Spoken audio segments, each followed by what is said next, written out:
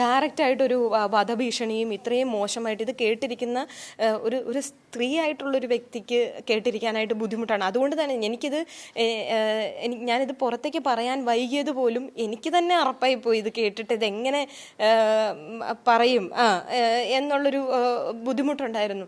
അത് ഇപ്പം ഈ സ്ത്രീകൾ പരാതിയുമായി മുന്നോട്ട് വരുന്നില്ല, അതുകൊണ്ട് കേസുകളെല്ലാം ക്ലോസ് ചെയ്യുന്നു എന്ന് പറഞ്ഞിട്ട് കഴിഞ്ഞ ദിവസങ്ങളിലെല്ലാം ഉണ്ടായിരുന്നു. എന്തുകൊണ്ട് സ്ത്രീകൾ മുന്നോട്ട് വരുന്നില്ല?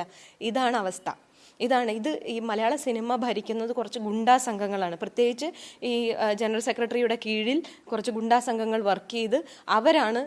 അപ്പം എന്ത് എതിരഭിപ്രായം ആര് പറഞ്ഞാലും അവരെ ഉന്മൂലനം ചെയ്യുക എന്നുള്ളതാണ് ഇവരുടെ അജണ്ട. ഇത്രയും നാളായിട്ട് ഒരു ആക്ഷനും ഇതുവരെ ഉണ്ടായിട്ടില്ല. എനിക്കോ എൻ്റെ കുടുംബത്തിനോ എന്തെങ്കിലും സംഭവിച്ചിരുന്നെങ്കിൽ, ഞങ്ങൾക്ക് ജോലി തിരക്കായി പോയി എന്ന് പറയുന്നതിനകത്ത് എന്തെങ്കിലും ന്യായമുണ്ടോ? അപ്പോൾ ഞാൻ DGPക്കും വിജിലൻസിനും ഞാൻ കംപ്ലയിൻറ്റ് കൊടുക്കാനായിട്ട് പോവുകയാണ്. ഇത്രയും നാളായിട്ട് ഒരു ആക്ഷൻ എടുക്കാത്തതിൽ അതിനകത്ത് അന്വേഷണം വേണം. കാര്യം ഇവരുടെ ഫോൺ കോളുകൾ പരിശോധിക്കേണ്ടതായിട്ടുണ്ട്.